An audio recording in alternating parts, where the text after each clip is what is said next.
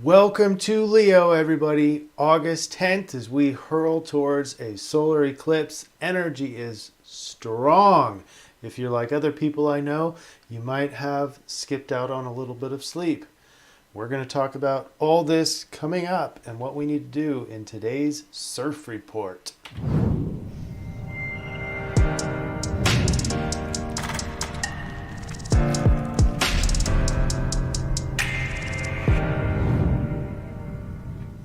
I'm Chris McCleary from NationalDreamCenter.com and ProjectComind.com, and I'm very happy to be here with you. If you would like to know what the main collective influence is on any given day, subscribe and share and like.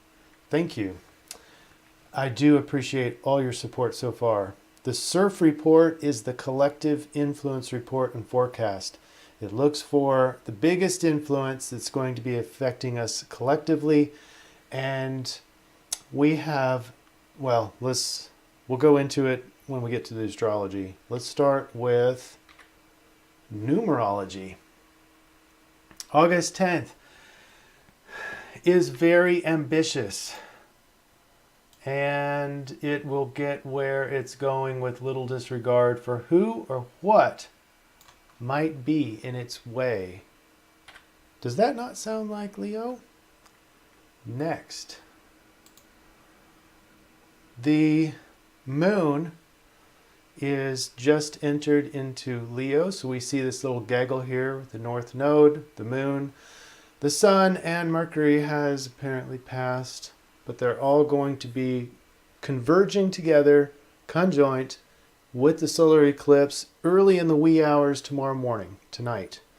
So, but not only do we have the solar eclipse, we also have the new moon. It's all in Leo. The moon is sucking all this energy up and tossing it around. The sun is obviously emanating. It's all Leo. And Leo is not afraid to get attention. It's not afraid to say what they want, say what they need. They're out in the open.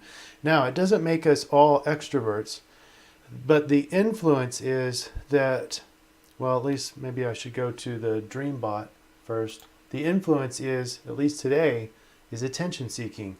So this is the Dreambot. Dreambot looks at all the collective dreams and it reports back about what everybody is dreaming. Maybe not everybody, but the vast majority of people are dreaming about these things. These are the highest frequency words in everybody's dreams. Vampire. I'm just going to read the red arrows. Vampire, toward, yelled, oddly, literally, king, shot, feature, and bother. In my mind, these are all words, well, except for vampire. Sometimes vampires don't like to be out in attention seeking, but nonetheless, I mean, at least on TV, if you got blood on your teeth, you're getting attention. Also,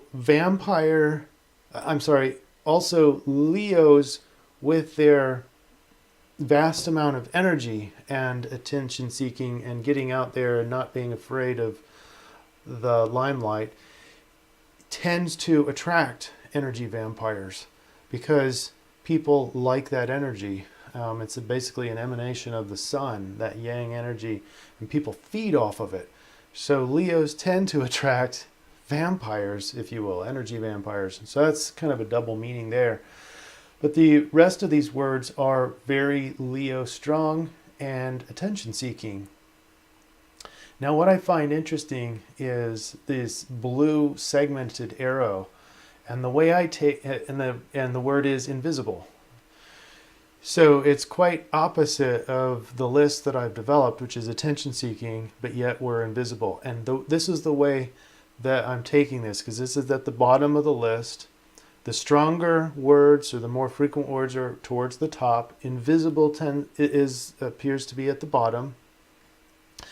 So everyone else is going to see that you're having a little bit more attention-seeking behaviors, communication today, if you're under the collective influence. The only person that's not going to be able to see this is you. And that's why invisible is there. It's to tell you that all this is happening, just like all the collective influences, are happening at a very unconscious level. And that's why we do these reports, is to make the influence a lot more conscious. So the way that I'm recommending that we play this out today, if the influence is attention seeking, this is a great way to figure out more about who the real you is, because everything from the inside is a lot more exaggerated. In other words, the moon, the sun, is pulling this, yearning for it to come out of you, and it's generally doing this at an unconscious level. So you simply, all you need to do is just notice yourself today. Just watch yourself, not judging yourself, not labeling yourself or categorizing yourself or wishing that you weren't doing what you were doing. Just notice what kind of behaviors, what kind of attention seeking you're doing, especially if it's changing or getting stronger in certain regards, because this has specific clues about what what you really deeply want, as long as it's all genuine and coming from the heart. That's the only two things that you have to do, is watch yourself, be more conscious, and come from the heart. And with those two things, it doesn't matter that you're attention seeking. Just notice what kind it is, and it'll give you clues about what you need to steer your life towards, because that is the major influence for the solar eclipse. It's all happening in Leo. It's a great time to really push through and figure out what your life purpose is, even if getting initiated into your life purpose and getting it started or accelerating it or taking the next step in it. This is a great time for all that. Then, lastly, it's also a new moon. A new moon is a time for clean slate, wiping the slate clean, cleaning from the past, shedding the past. The moon does love to just suck those energies away.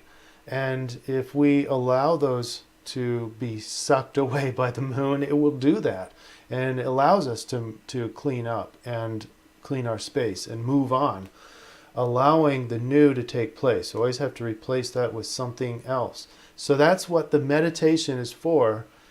And the card should appear right there. Click on the meditation today. It's for the new moon, and it's not just for today's solar eclipse, but it's also for every month. If you're having issues with kind of not knowing what you should be getting rid of, what you should be starting, this is a great meditation for that. Have a wonderful solar eclipse, and thank you for being here. Please like, share, and subscribe. We'll see you on Monday. We're the National Dream Center, healing the collective psyche, one mind at a time. Thank you.